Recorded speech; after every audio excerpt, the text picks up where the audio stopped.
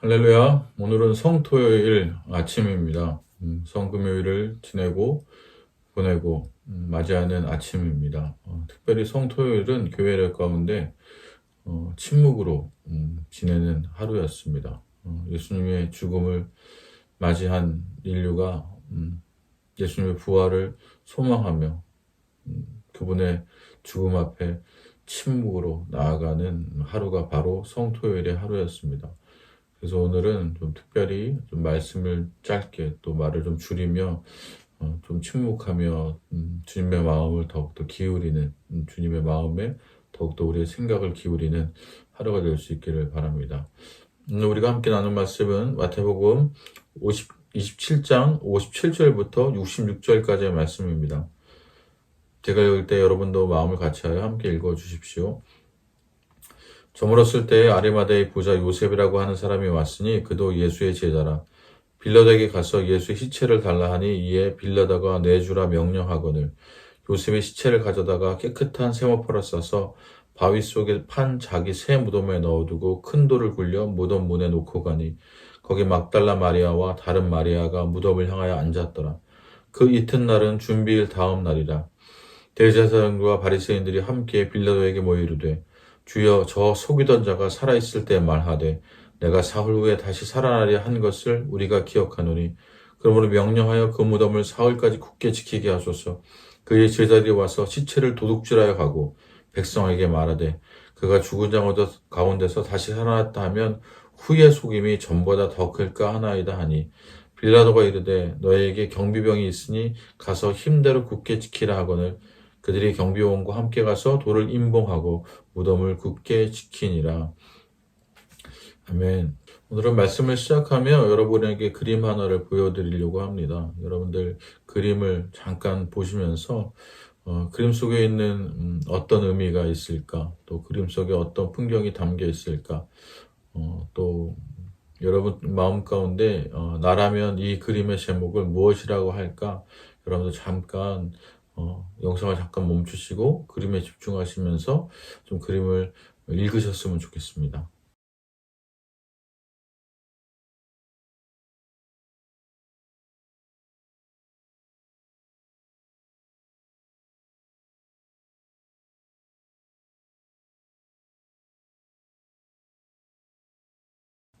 여러분은 이 그림의 제목을 무엇라고 짓고 싶으십니까? 이 그림은 프랑스화가 띠소라고 하는 작가의 작품입니다. 이 작품의 작품명은 우리의 구원자는 십자가 위에서 무엇을 보았는가 하는 제목입니다.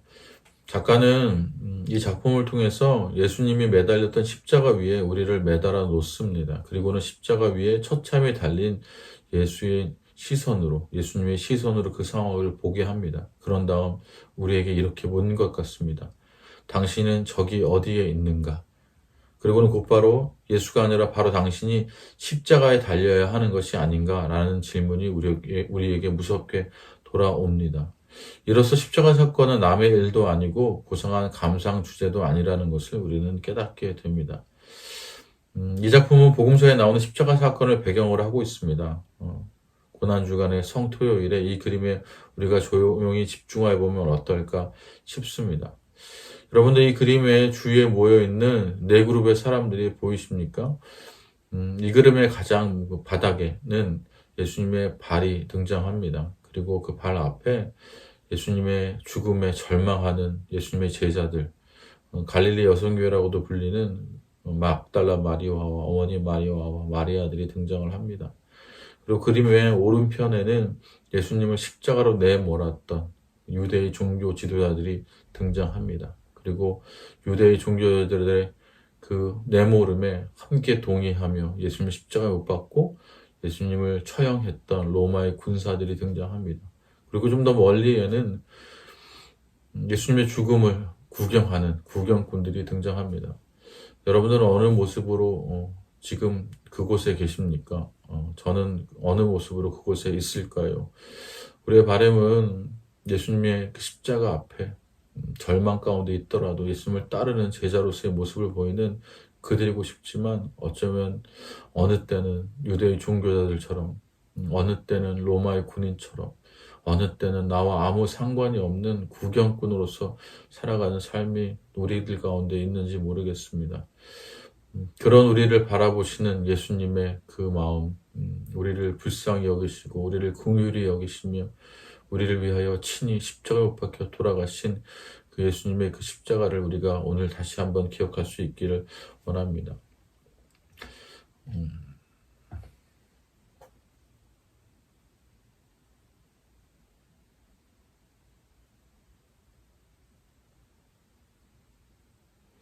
그리고 또한 우리가 이곳에서 다시 한번 주목할 것은 십자가의 죽음 앞에서 제자들도 절망한다는 점입니다. 그동안 예수님과 오랜 시간 가까운 관계 가운데 친분이 두텁다고 자랑하던 사람들이 모두 다 도망가고, 여기 십자가의 밑에 남은 사람들이야말로 아마 참 제자인 듯 합니다. 그런데 그런 사람도 절망하고 괴로워합니다.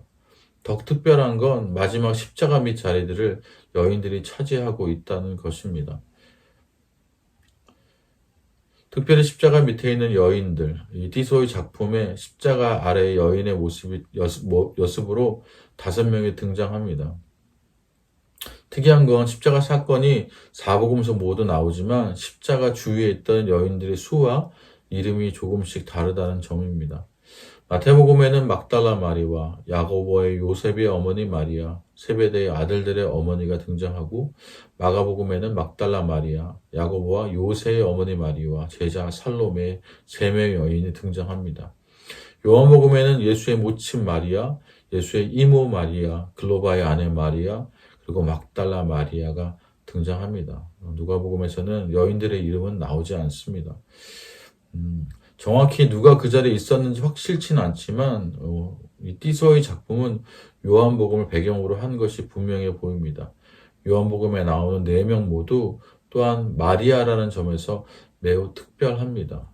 마리아라는 이름은 히브리어로는 미리암, 아람어로는 마리암, 그래서 헬라어로는 마리아가 된 것인데 이스라엘에서 여자를 대표하는 가장 흔한 이름 중에 하나입니다.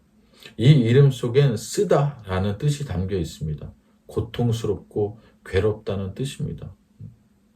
고통스럽고 괴롭다는 뜻이다 보니 무척 안 좋은 이름입니다. 만약 저의 자녀라면, 또 여러분의 자녀라면 자기 딸에게 이런 이름을 지어주진 않을 것 같습니다. 그런데 이렇게 안 좋은 이름이 구원의 역사에선 결정적인 역할을 하게 됩니다. 고통이 변하여 즐거움이 된다는 선지자 이사야의 예언이 이 이름과 연결됩니다. 실제로 십자가 밑에서 쓰디쓴 인생 경험을 하며 절망하던 4명 여인이 모두 마리아였지만 부활의 예수님을 가장 먼저 만난 사람도 막달라 마리아였습니다.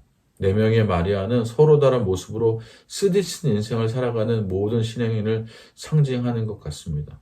십자가는 마라의 쓴물이 한 나무로 인해 단물로 변하는 출애굽에 등장하는 사건처럼 쓰디쓴 인생이 그리스도로 인해 구원받아 단 것으로, 즐거움으로, 기쁨으로 변하게 되는 것을 우리에게 말하고 있는 것 같습니다. 여러분의 이름은 무엇입니까? 여러분의 이름은 여전히 마리아입니까? 그런데 주님께서 우리를 긍휼히 여겨주셔서 오늘 우리의 이름을 변하게 하실 것입니다. 주님이 우리의 이름을 바꾸어 주실 것입니다. 우리가 그 십자가 앞으로 나아갈 수 있기를 원합니다. 우리가 절망 가운데 있더라도 주님의 그 약속들을 포기하지 않고, 또 주님의 그 신실하심을 포기하지 않고, 주님의 그 경륜과 계획을 우리가 신뢰하며 주님 앞에 나아갈 수 있기를 원합니다. 우리의 절망을, 나의 절망을 하나님의 소망으로 바꾸실 그분 앞에 우리의 삶이 머물러 있을 수 있기를 원합니다. 앞서 말씀드린 것처럼 오늘은 성토요일입니다. 침묵 가운데 기도하며 나아갈 수 있기를 원합니다. 오늘 마지막으로 조준모 교수님의 십자가에서 이 찬양을 여러분들 묵상하시면서 여러분의 이름을 주님께서 어떻게 바꿔주셨는지, 그리고 어떻게 바꾸시길 소망하시는지 주님 앞에 하나님의 마음을 물으며 찾으며 주님 앞에 나아가는 시간이 될 수 있기를 바랍니다. 우리 시간 함께 마음 모아 조용히 주님의 음성을 듣길 원하며 침묵하며 기도하며 나아갑시다.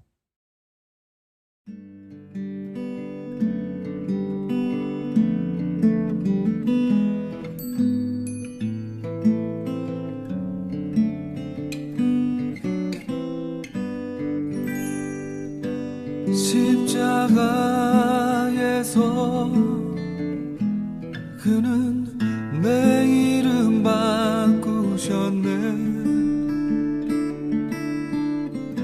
십자가에서 그는 내 이름 바꾸셨네. 고아에서 아들로 거절해서 용납으로 죄인에서 의인으로 바꾸어 주셨네. 십자가에서 그는 내 이름 바꾸셨네. 십자가에서 그는 내 이름 바꾸셨네. 저주에서 축복으로 원수에서 연인으로 장기에서 신부로 바꾸어 주셨네. 십자가에서 그는 내 이름 바꾸셨네.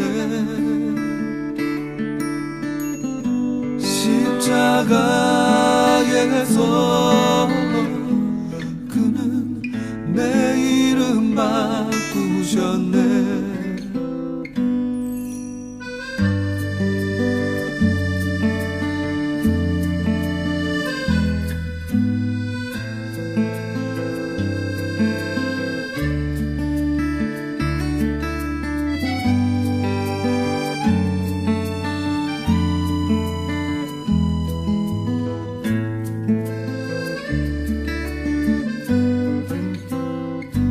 저주에서 축복으로 원수에서 연인으로 장기에서 신부로 바꾸어 주셨네.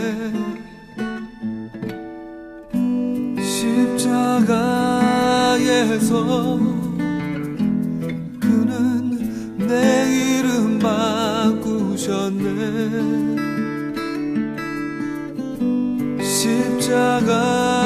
십자가에서